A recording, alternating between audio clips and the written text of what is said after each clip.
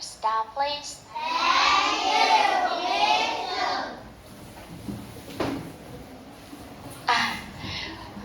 สวัสดีนักเรียนที่น่ารักทุกคนนะคะวันนี้นะคะเป็นชั่วโมงภาษาอังกฤษนะคะ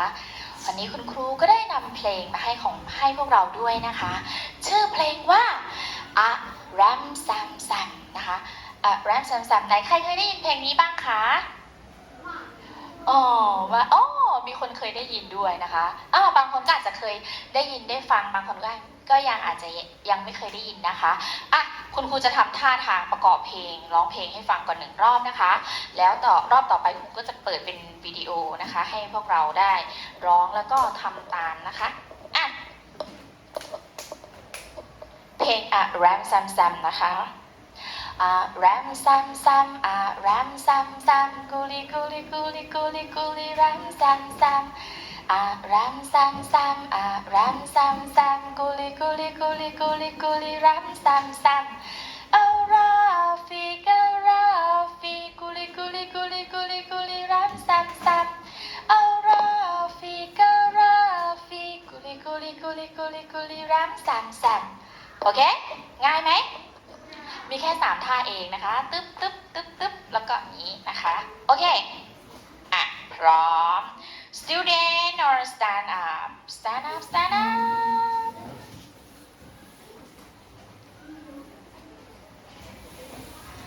okay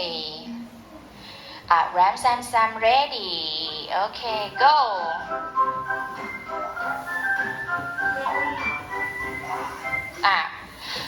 Ram Sam Sam Ram Sam Sam Guli Guli Guli Guli Guli Ram Sam Ram Sam Sam Ram Sam Sam Guli Guli Guli Guli Guli Ram Sam Sam Rafi Guli Guli Guli Guli Guli Ram Sam Rafi Guli Guli Guli Guli Guli Ram Sam Sam Go faster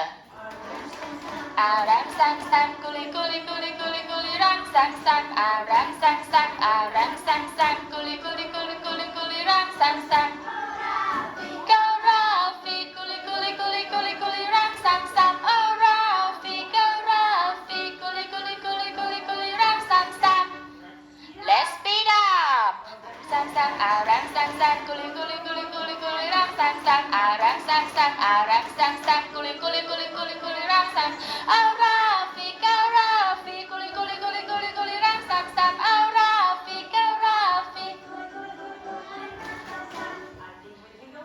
Go faster Ram Sam Sam Guli Guli Guli Guli Guli Ram Sam Sam Ram Sam Sam Ram Sam Sam Guli Guli Guli Guli Guli Ram Rafi Guli Guli Guli Guli Guli Ram Sam Sam Rafi Faster faster Ram Sam Sam Ram Sam Sam Guli Guli Guli Guli Ram Sam Rafi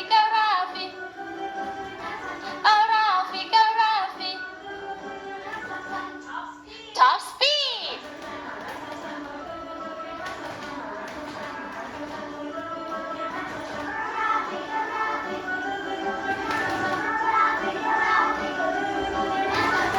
Okay clap your hands Okay sit down วันนี้นะคะเราจะมาเรียนกันเรื่อง animals ก็คือเรื่องสัตว์นั่นเองที่เราเห็นอยู่บนนี้นะคะ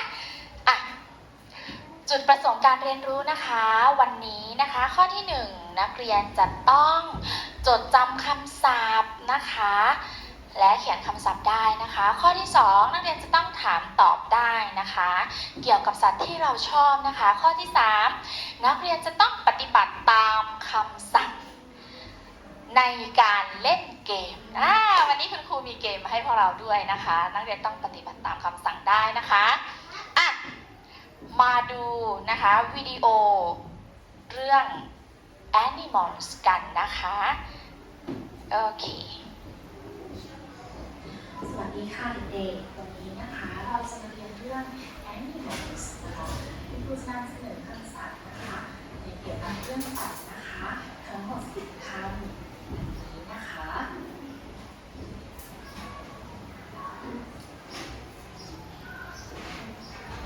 N I M A L S animals สัตว์ไปต่อที่คำต่อไปกันเลยนะคะเด็ก มองเห็นไหมคะ ๆ โอเคอ่ะ ออกเสียงได้ยังไงคะ C A T cat cat ฝั่งนี้หันมาทางนี้ก็ได้นะคะ ถ้ามองไม่เห็นฝั่งนั้นอ่ะ เหมือนกันไหมคะไปต่อที่คำต่อไปนะคะคำต่อไปค่ะคุณคุ้นกันไหมคะคำนี้ D O G dog สุนัขค่ะ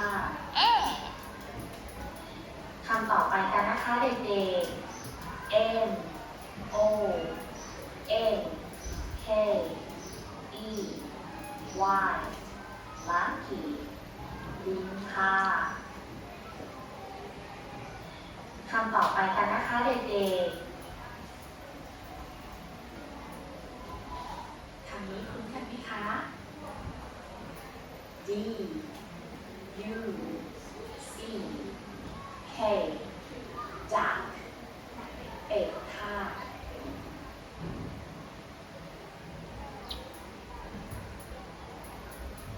คำนี้ล่ะคะเด็กๆR A B B R T rabbit กระต่าย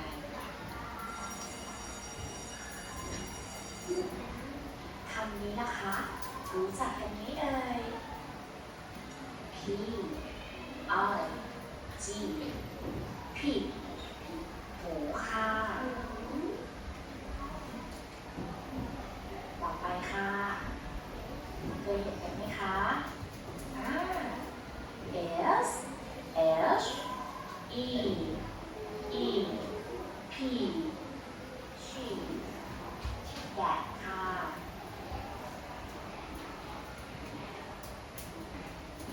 คำต่อไปค่ะ ตัวนี้ล่ะคะ เคยเห็นไหม G O A T goat แพะค่ะ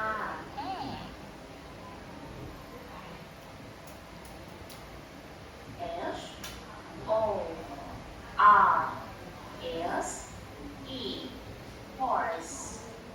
ม้าค่ะ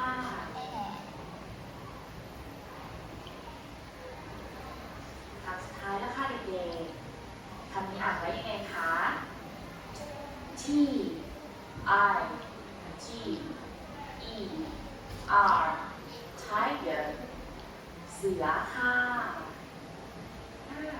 สำหรับวันนี้เป็นไงกันบ้างคะในเรื่องของ animals มีสัตว์ตัวไหนที่นักเรียนชอบกันบ้างคะ ชอบสัตว์ตัวไหนกันบ้างคะ โอ้ dog tiger horse rabbit ว้าว โอ้โห นักเรียนจำได้เยอะเลยนะคะ ต่อไปนะคะ เราจะมานะคะ นี่เลย reading and spelling นะคะ ในหมวดนี้นะคะอ่านตามคุณครูนะคะ animals แปลว่าอะไรคะ แปลว่าสัตว์นะคะคำต่อไป spare C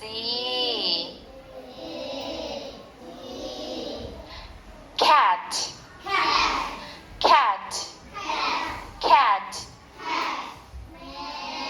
โอเคค่ะ ต่อไปค่ะ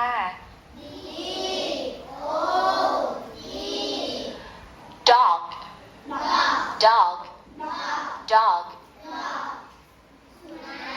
โอเคค่ะ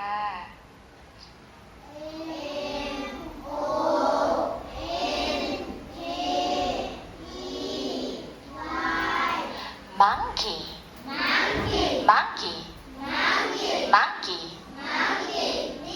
โ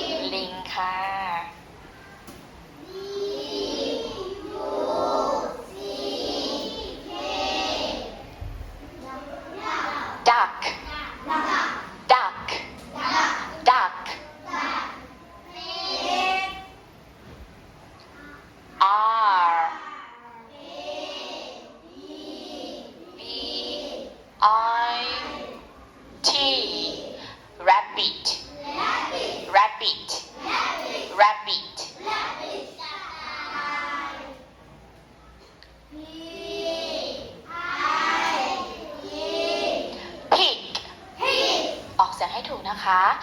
pig pig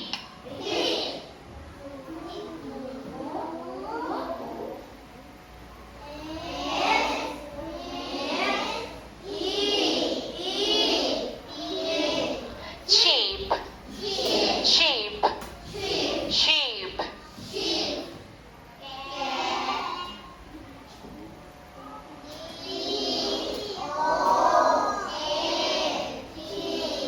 goat goat goat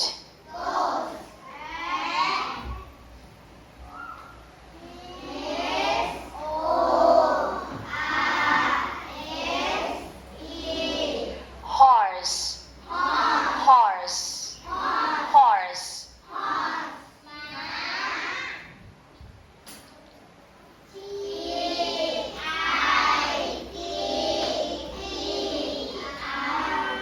tiger tiger tiger โอเคอ่ะนักเรียนสังเกตไหมคะว่าคุณครูจะทำคำศัพท์ไว้สองสีอ่ะลองสังเกตดูดีๆนะคะสองสีมีความหมายนะคะ สีดำคืออะไรคะพยัญชนะค่ะส่วนสีแดงก็คือสระนะคะสีดำคือพยัญชนะสีแดงคือตัวสระนั่นเองนะคะอ่ะเรียนรู้คำศัพท์ไปแล้วนะคะทีนี้คุณครูนะคะจะให้พวกเราอ่านทบทวนอ่านตามคุณครูอีกหนึ่งครั้งนะคะrepeat after me cat cat cat sheep sheep sheep pig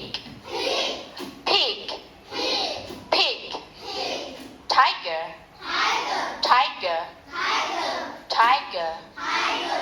horse horse horse monkey monkey monkey goat goat goat dog dog dog duck duck duck rabbit rabbit rabbit อ่ะ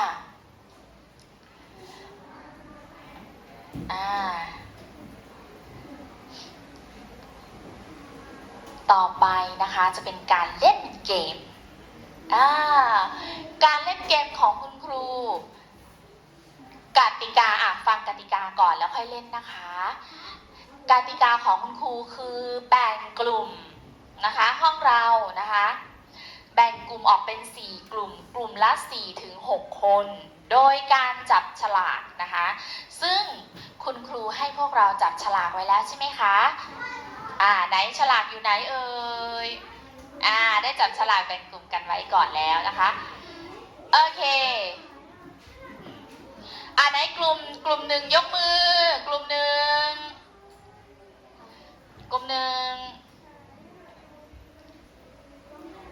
1 2 3 4 5 6กลุ่มหนึ่งมี6 คนนะคะกลุ่มหนึ่งจะมี6 คนกลุ่มหนึ่งไหนยกไม้1 2 3 4 5 6เอามือลง6 คนนะคะต่อไปกลุ่มที่2 1 2 3 4 5 6 คนกลุ่มที่2ยกมือขึ้นสูงยกมือคนนี้ยก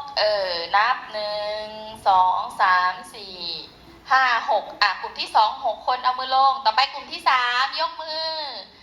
กลุ่มที่3 1 2 3 4 5กลุ่มที่4ยกมือกลุ่มที่4ยกมือ1 2 3 4 5 6 คนนะคะเพราะว่าอะไร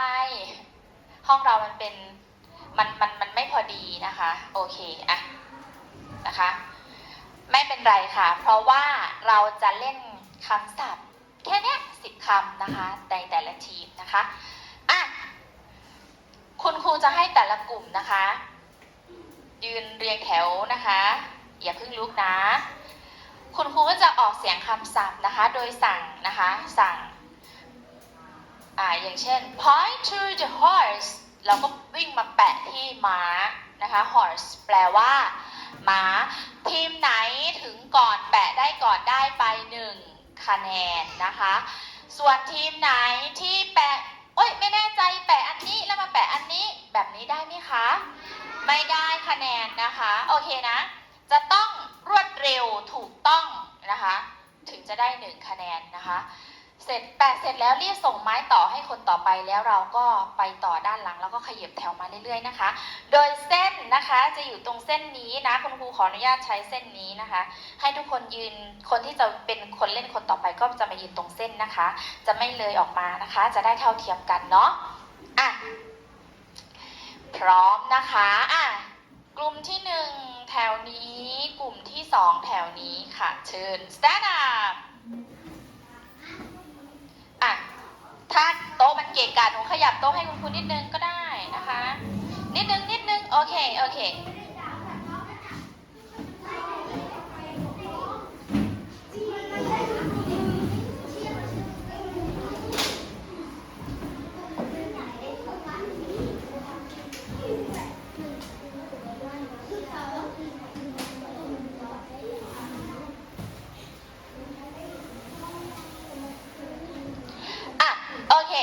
Are you ready? Okay. Yes. อันนี้กลุ่ม1กับกลุ่ม2ก่อนนะคะ Point to the horse. Okay, group 1 and 2. Point to the tiger. Group 2.Point to the monkey. Okay, group 1. Are you ready?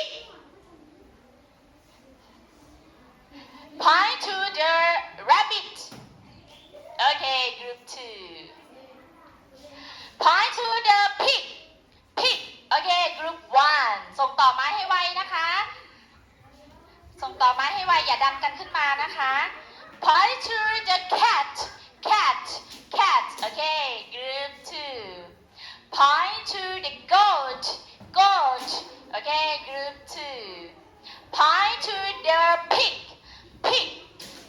Okay, group 1. Point to the sheep. Okay, group 2. Point to the duck. Group 2. Point to the dog. Okay, group 1. Point to the tiger. No. แตะได้กี่ครั้ง1ครั้งเท่านั้นนะคะโอเคครั้งสุดท้าย Are you ready? Point to the monkey. Okay, group 1. Count the points. 1. โอเค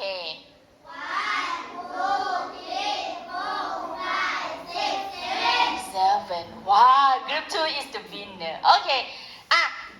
ไปนั่งต่อไปกลุ่ม3กลุ่ม4มาเดี๋ยวครูจะหาผู้ชนะ กลุ่ม3สีเขียวกลุ่ม4สีชมพู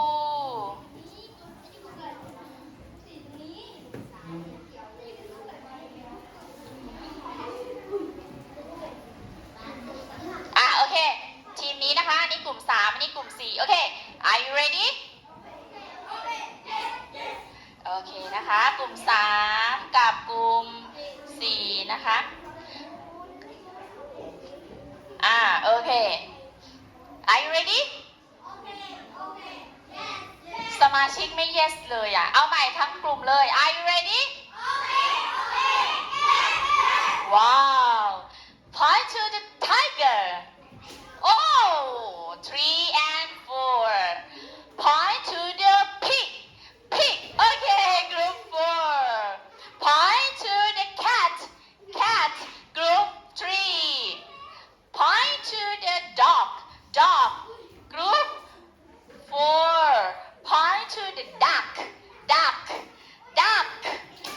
Okay group 4ฟังให้ดี Are you ready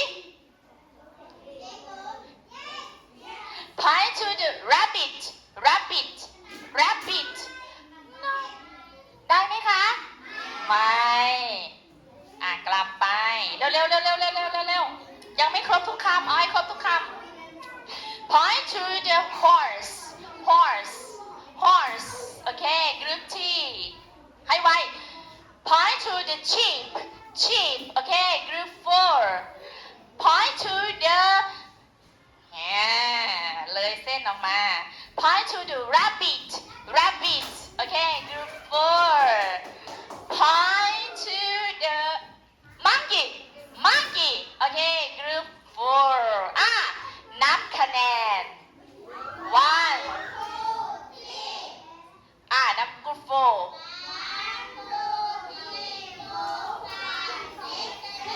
ว้าวใครชนะคะกลุ่ม4ชนะกับกลุ่ม2เชิญกลุ่ม4กับกลุ่ม2ออกมา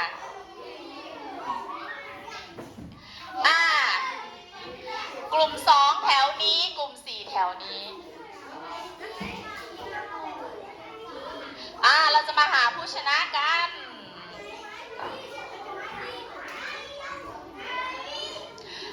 กลุ่ม2กับกลุ่ม4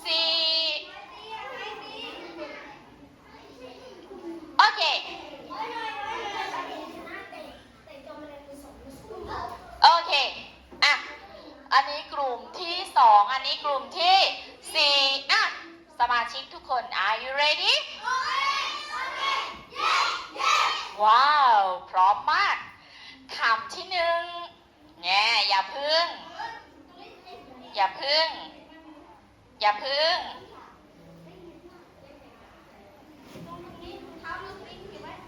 แต่งกายให้เรียบร้อยนะคะ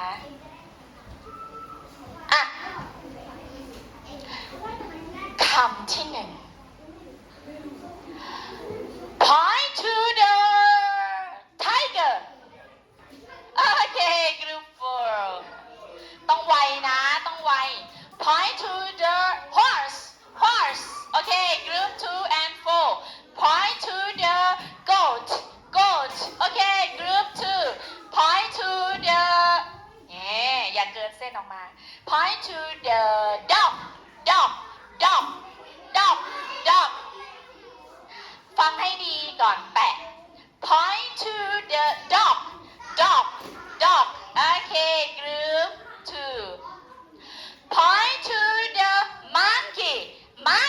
okay group 2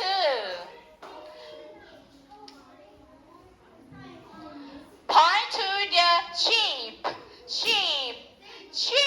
okay group 4 Point to the rabbit group 2 Point to the cat okay group 4 Point to Point to the duck okay group 4คำสุดท้ายตัดสินคำตัดสินคำสุดท้ายนะคะ Are you ready ว้าวสมาชิกพร้อมมาก Point to the horse ว้าวเท่ากันอีกแล้ว2 and 4เอาอีกไหมจนกว่าจะได้ผู้ชนะเธอแปะยังปล่อยคนต่อไปรอบตัดสินมันเสมอกันเนาะรอบตัดสินให้มาอีก1คนทีมละ1คนส่งใครก็ได้มายืนข้างหน้าเลยมาเร็ว quickly okay are you ready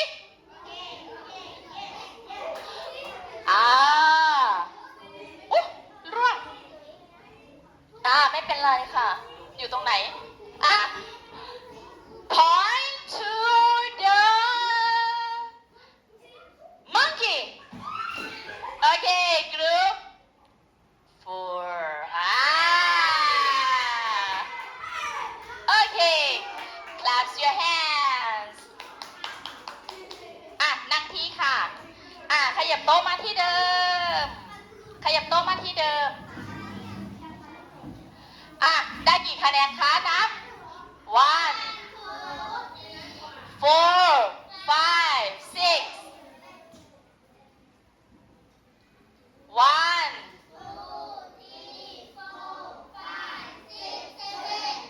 กลุ่มไหนชนะคะ กลุ่มที่สี่clap your hand ปรบมือให้เพื่อนนะคะ ทีมที่ได้ทีนี้นะคะมาดูประโยคของเรานะคะเวลาเราจะถามว่าชอบอะไรไม่ชอบอะไรนะคะถามถึงความชอบเนาะWhat's your favorite animals? What's your favorite animals? Repeat after me. What's your favorite animals? What's your favorite animals? คุณชอบสัตว์อะไรนะคะชอบตัวไหน เวลาตอบ My favorite animal is ตามด้วยชื่อสัตว์ที่เราชอบMy favorite animal is dog. My favorite animal is duck. My favorite animal is goat. ได้ไหม ได้นะคะ เราชอบอันไหนก็ได้ ไม่จำเป็นต้องเลี้ยงก็ได้แต่คืออันที่เราชอบสัตว์ที่เราชอบนะคะfor example แบบนะคะ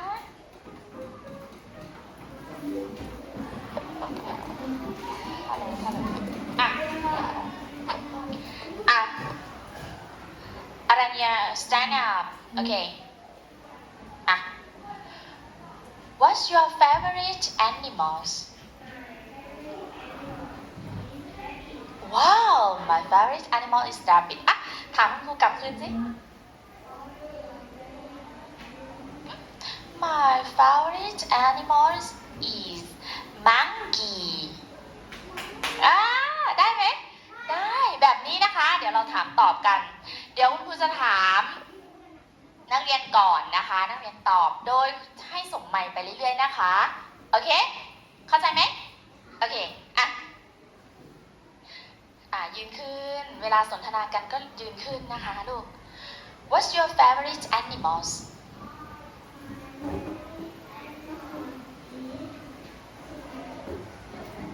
ได้ไหมอะไรคะ What's your favorite animals? Yes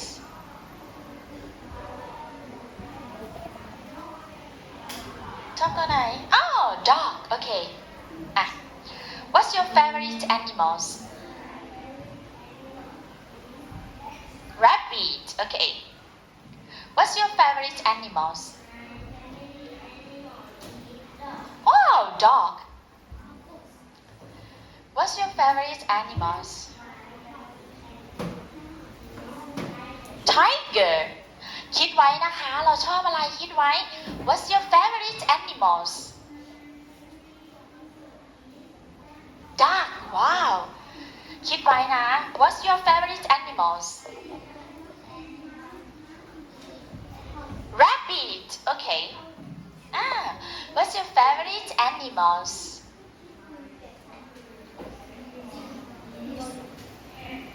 Cat What's your favorite animals? Dog okay What's your favorite animals?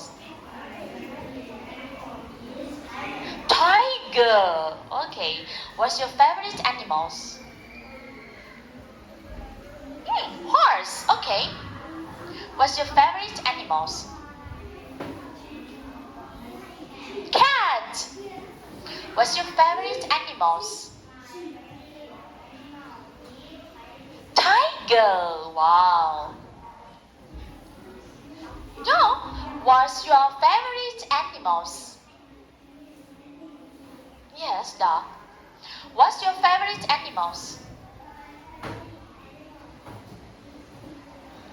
Duck Okay. What's your favorite animals?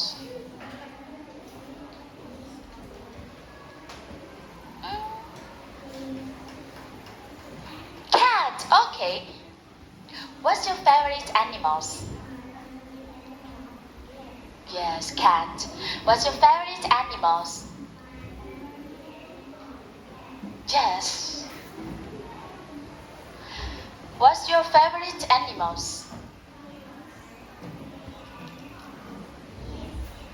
Dog. Okay. อ่ะ ต่อไปค่ะ What's your favorite animals? Yes. Okay. Okay. Stand up. What's your favorite animals? Monkey. Okay. คุณสอง What's your favorite animals? Tiger. Wow. What's your favorite animals? Horse. Very good. What's your favorite animals? Yes, good. Wow. It's many animals. มีสัตว์หลายตัวเลยนะคะที่นักเรียนชอบใช่ไหมคะทีนี้นักเรียนถามคุณครูกลับคืนโดยใช้ประโยคคำถามประโยคนี้พร้อมกันค่ะ one two three What's your favorite animal? Okay. My favorite animal is monkey. Monkey. Okay. เก่งมากปรบมือให้ตัวเองหน่อยค่ะ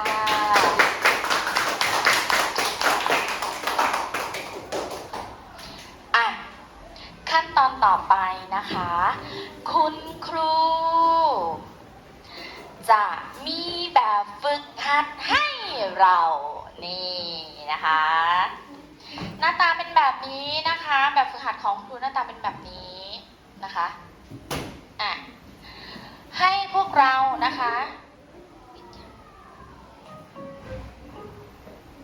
โอเคนะปิดแล้วเนาะโอเคมีแบบทดสอบอยู่นะคะทั้งหมด10ข้อนะคะมีอยู่10ข้อคุณครูนะคะจะให้พวกเรานะคะเติมคำในช่องว่างนะคะเติมคำในช่องว่างทั้งหมด10คำอาจจะเป็นพยัญชนะหรือสระก็ได้นะคะทั้งหมดมีอยู่10นะคะเขียนชื่อชั้นเลขที่ด้านบนนะคะแล้วเราก็เติมนะคะตัวที่มันหายไปอาจจะเป็นพยัญชนะหรือสระที่มันหายไปนะคะเมื่อเสร็จแล้วนะคะเมื่อหมดเวลาคุณครูให้เวลาทำ10นาทีเมื่อเสร็จแล้วนะคะคุณครูจะให้สลับกันนะคะตรวจคำตอบนะคะไม่ลอกนะไม่ลอกกันนะไม่แอบดูนะคะให้พวกเราตั้งใจทำนะคะ3 4 6 7 8 9 10 11 122 3 4ไม่พอเนาะโอเคค่ะพอไหม1 2 3แจกกันเลยค่ะลูกใครได้แล้วส่งต่อมาข้างหลังใครยังไม่ได้คะใครยังไม่ได้ไม่พอหรอคุณครูนับนี่ไงอยู่นี่น้องไอซ์ครบไหม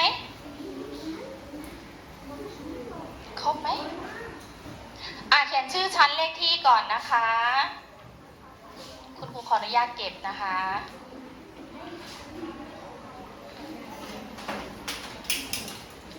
เขียนชื่อชั้นเลขที่เขียนไปเลยค่ะลูกเขียนไปเลย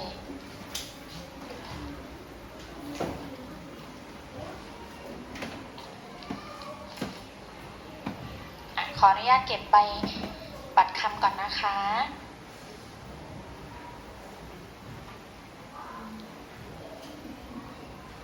ใคร ให้เวลา10 นาทีในการทำ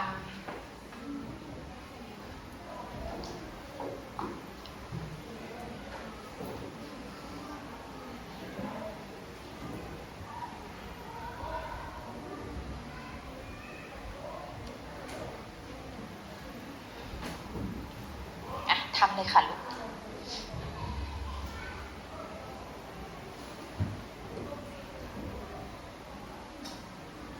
10 นาทีนะคะ10 ข้อ 10 นาที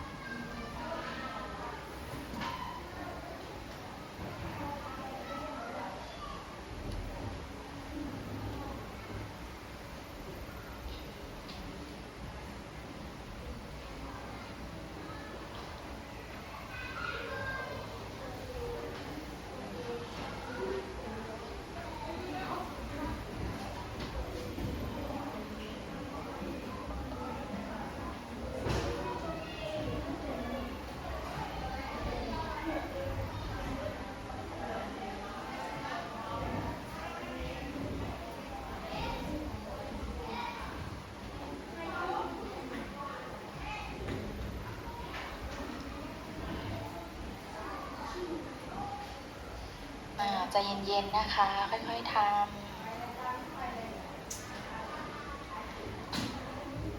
มีอยู่ทั้งหมด10 ข้อนะคะ10 คะแนนนะคะ ตั้งใจทำนะ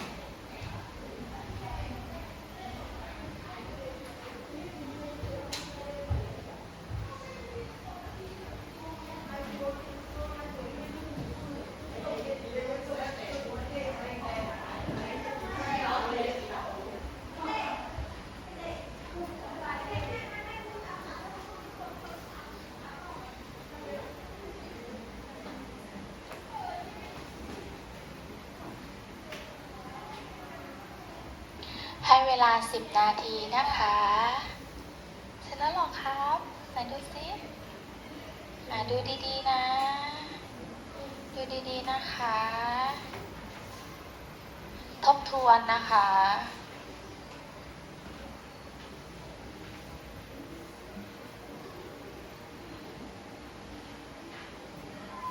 เดี๋ยวรอเพื่อนๆก่อนเพื่อนๆยังไม่เสร็จ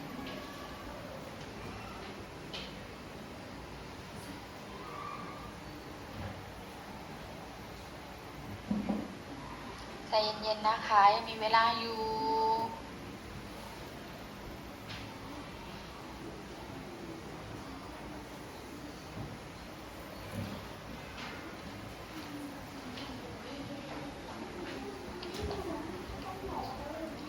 ลองนึกดีๆคิดดีๆก่อนที่จะตอบยังมีเวลาอยู่นะคะ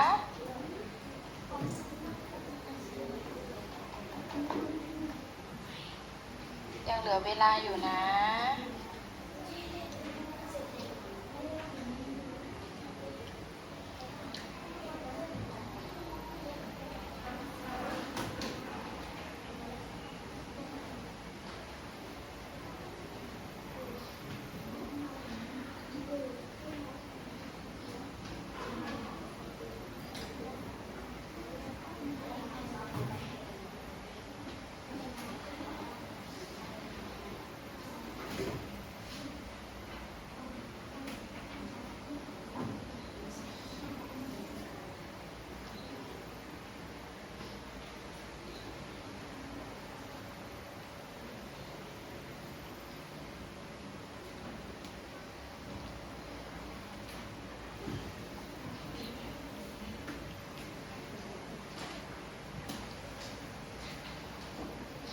ทวนดีๆนะคะ1 ข้อ 1 คะแนนมี10 ข้อได้ตั้ง10 คะแนนนะคะมี10 ข้อเลยนะได้ตั้ง10 คะแนนเลยนะดูดีๆนะ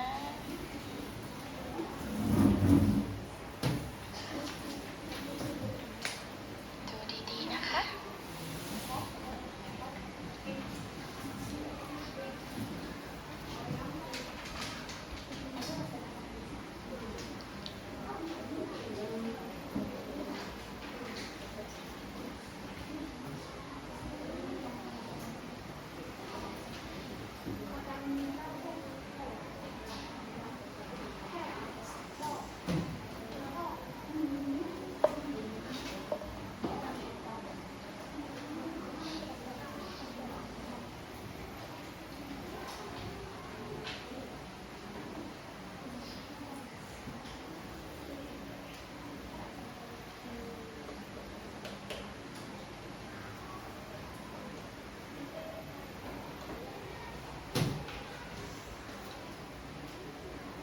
นั่งดีๆค่ะ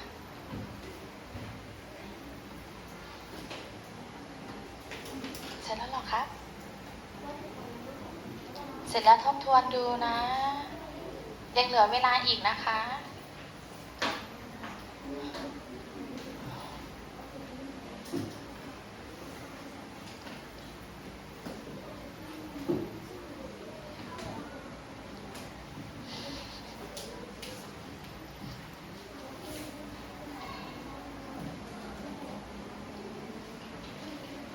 ทบทวนดูให้ดีนะคะ10 ข้อ 10 คะแนนเลยนะ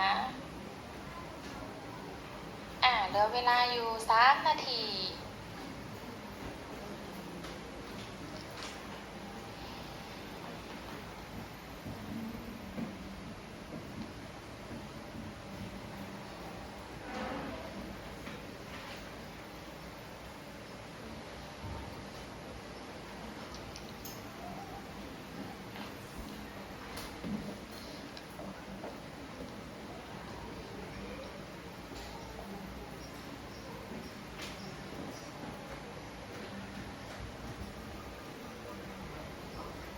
เสร็จยังโอเค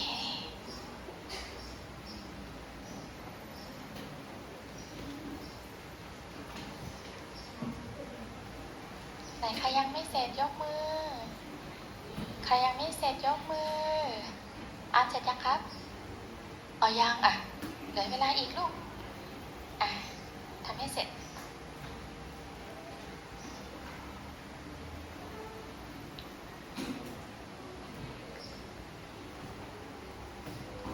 ยังเหลือเวลาอีกนะคะไหนดูสิ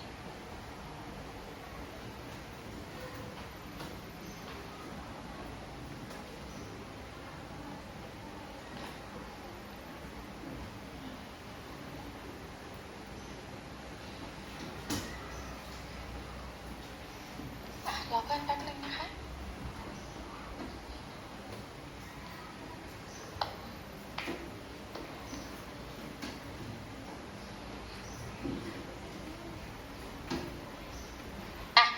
โอเค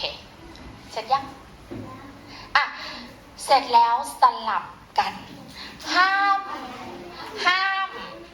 มาของตัวเองนะให้สลับกันนะคะสลับกันสลับกันนะทุกคนจะไม่ได้ของตัวเองนะคะทุกคนจะไม่ได้ของตัวเองนะคะเร็ว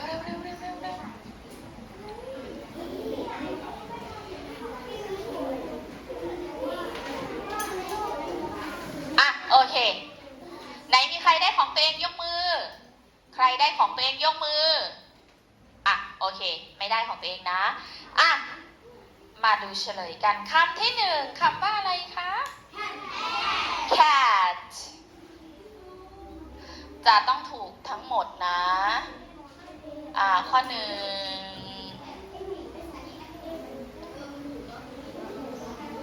ตรวจเร็วตรวจ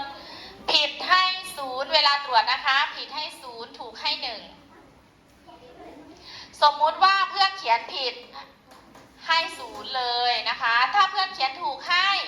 1แบบนี้นะคะ ผิดให้0ถูกให้1นะคะ ทั้งหมด10ข้อต่อไปข้อที่2ค่ะ dog dog อยู่ไหนนะ dog dog dog dog dog ไหน dog เราว้าวนี่ค่ะ D O G dog โอเค dog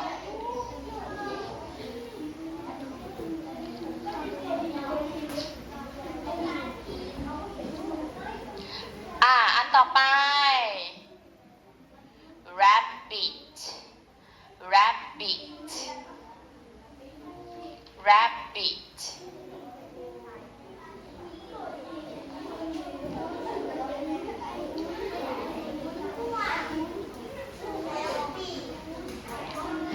ต้องถูกทั้งหมดนะได้1คะแนนถ้าผิดได้0คำต่อไปค่ะ sheep sheep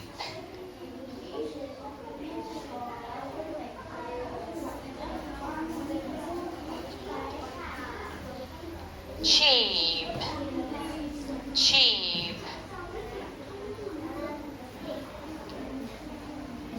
sheep ต่อไปค่ะ pig pig ได้ไหมง่ายๆคำนี้คำต่อไปนะคะ duck duck คำต่อไปค่ะ monkey monkey monkey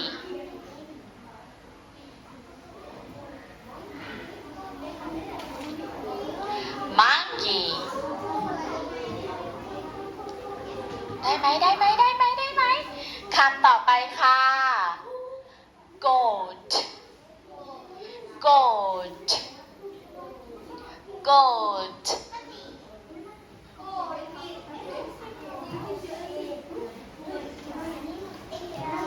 คำต่อไปค่ะ horse horse horse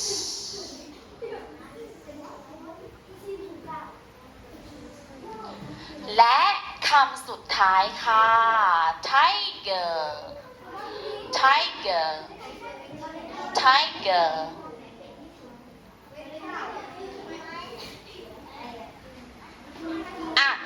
หลังจากตรวจเสร็จแล้วใส่คะแนนไว้ด้านบนตรงช่องสี่เหลี่ยมนะคะ เสร็จแล้วหนูส่งคืนให้เจ้าของ เห็นช่องสี่เหลี่ยมตรงนี้ไหมคะ ใส่คะแนนให้เพื่อนด้วยนะคะ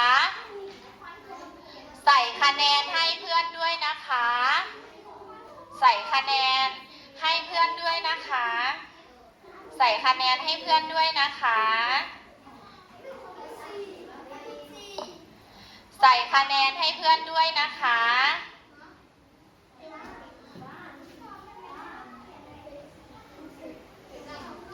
ใส่คะแนนให้เพื่อนด้วยนะคะ เสร็จแล้วส่งคืนนะคะ หนูได้ของใคร หนูได้ของใคร ตรวจเสร็จยัง ส่งคืนให้กันนะคะ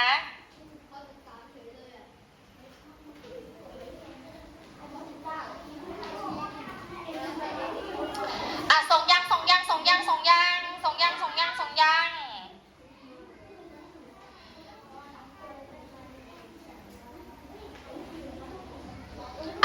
โอเค ขอคุณครูเช็คคะแนนหน่อย เต็ม10ไหนใครได้10ยกมือ ว้าว เต็ม10ใครได้10ยกมือ เอามือลง ใครได้9คะยกมือ ใครได้9คะยกมือ ใครได้9ยกมือ เอามือลง1 2 38ค่ะ8ยกมือ ยกมือค่ะยกค่ะ7ค่ะได้7ยกมือ ยกมือได้7ยกมือ ใครได้7ยกมือ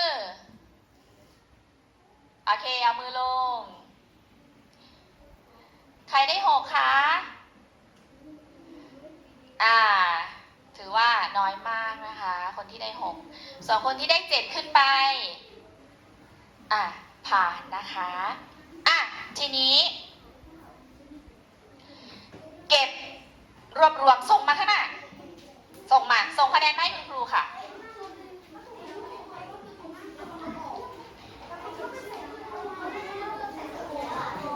ส่งมาเร็วๆ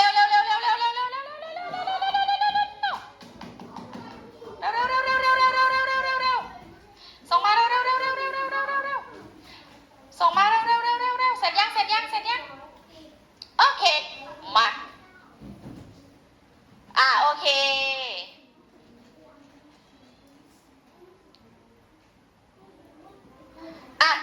เดี๋ยวเรามาดูคำศัพท์กันอีกครั้งหนึ่งนะคะทุกคนหันหน้ามาทางนี้โอเคอ่านสะกดคำอีก1 รอบนะคะ 1 2 3repeat after me duck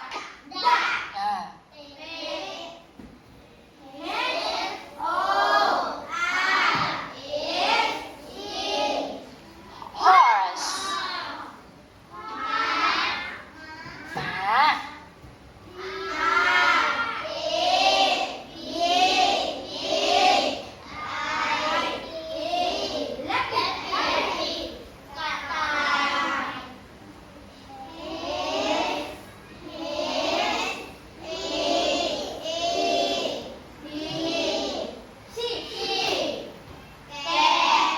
แกะขน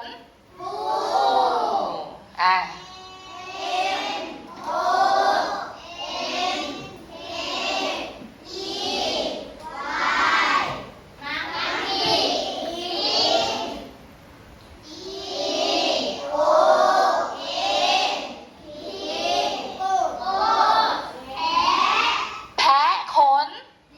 เรียบอย่าจำสับสนนะคะระหว่างแกะกับแพะต่อไปค่ะ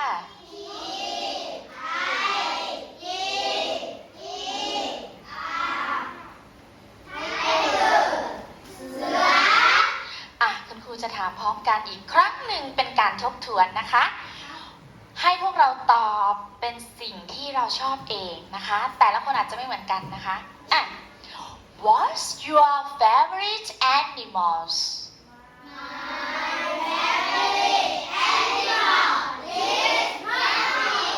Wow, rabbit, monkey, tiger, duck, dog, cat, sheep. Oh, sheep is very cute. น่ารักมากนะคะตัวนี้ วันนี้เป็นยังไงบ้างคะ สนุกไหมคะ ได้ความรู้ไหมคะ ถามตอบกันเป็นหรือยังถามตอบเป็นแล้วว่าชอบอะไรไม่ชอบอะไรใช่ไหมคะ แล้วเราบอกความชอบของเราได้ไหม ได้นะคะลองไปฝึกกันนะคะ ลองไปฝึกกันที่บ้านดูนะคะ วันนี้นักเรียนเก่งมากค่ะปรบมือให้ตัวเองหน่อยเดี๋ยวเราพบกันในชั่วโมงถัดไปนะคะหัวหน้าบอกค่ะ